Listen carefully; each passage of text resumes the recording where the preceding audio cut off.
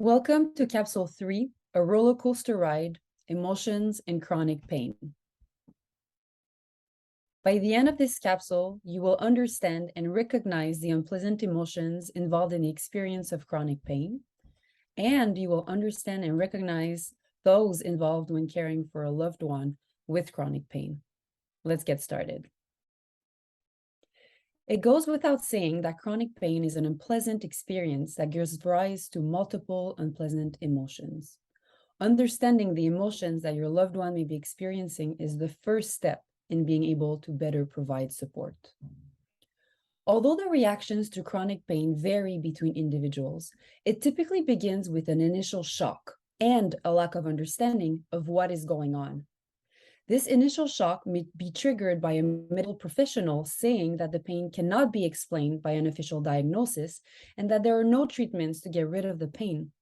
Feelings of uncertainty felt at this stage may feel overwhelming and may trigger a cascade of other emotions, which may appear in no particular order. In addition to a lack of understanding, feelings of injustice are also very common at this stage, especially once patients learn that pain may remain chronic. Why me? Why me is a question that is often asked by individuals in chronic pain.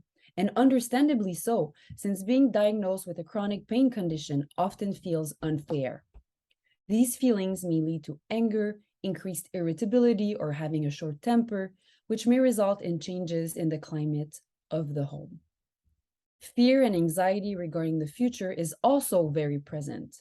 Some individuals may fear that their level of functioning and independence will worsen over time, or that they will never be able to re-engage in the activities that they enjoy. Others may fear that moving the area that is in pain may worsen the pain, and so they will stop completing chores or participating in the activities that they value. Finally, they may feel ashamed of their limited physical abilities.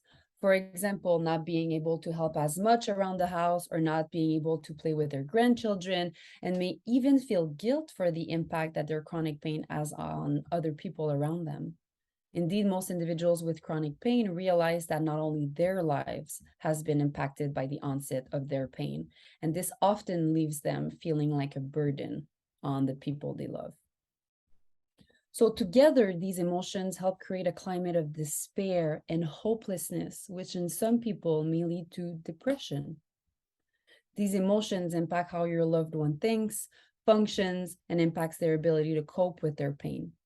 And they may even make the pain worse. It may be difficult for your loved one to really understand these emotions that they are experiencing, and they may sometimes feel like, they are on an ever-ending roller coaster ride, which can be very exhausting for them and also for you.